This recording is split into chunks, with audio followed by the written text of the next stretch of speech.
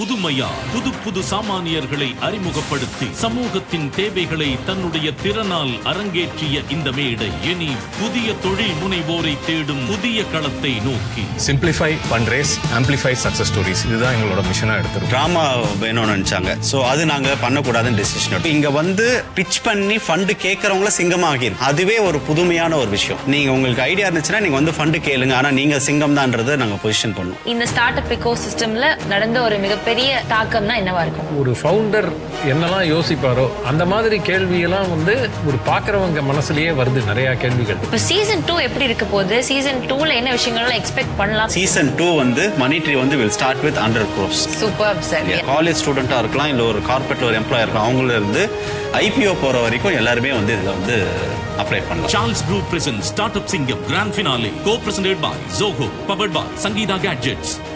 ஞாயிறு காலை 11:30 மணிக்கு.